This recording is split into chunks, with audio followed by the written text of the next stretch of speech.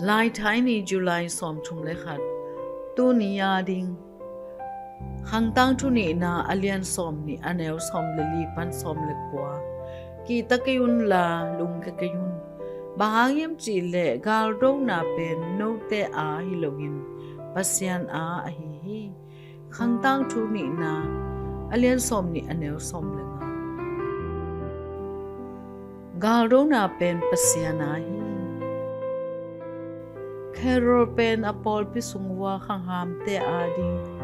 na sem na ama pang te to ki thua in a hu pen nuam asak ma mahangin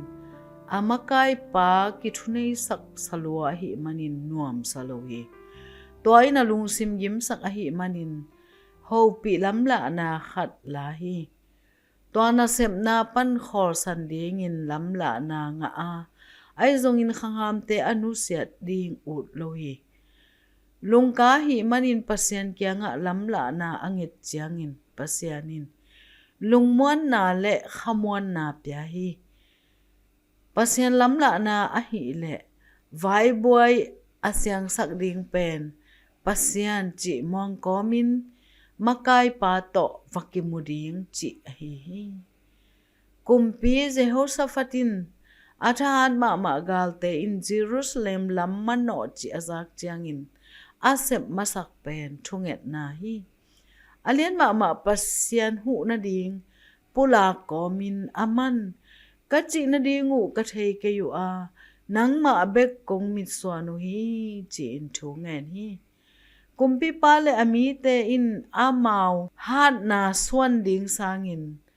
aboy na teu pasian kya nga ap zo hi kamsang Zahazel tungtonin kumpi pale amite tunga pasian don kik na pen thanga huai hi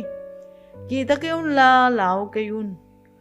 bahangyam chile galdo na pen no te a hilogin pasian a hi che hi pasian in zuda te gal kwanding in thupia ai hangin zo lelel pen pasian kusunga om chi in muan ding a hi amau zong na to gam ta uwa athunge teu anga hindanin le gal azo hindanin pasian min phatu hi haksat na din munte inok simin pasian ma miswanin thungen ni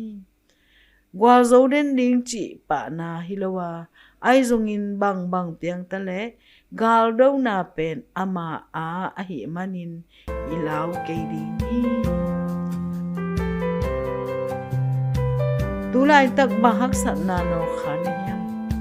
na thuak hak sa na te pasien tung bang cha api nayam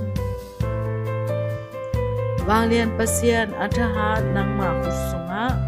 katol ngak lai takin nang ma kong mon zo na kong in ahang pen gal do na nang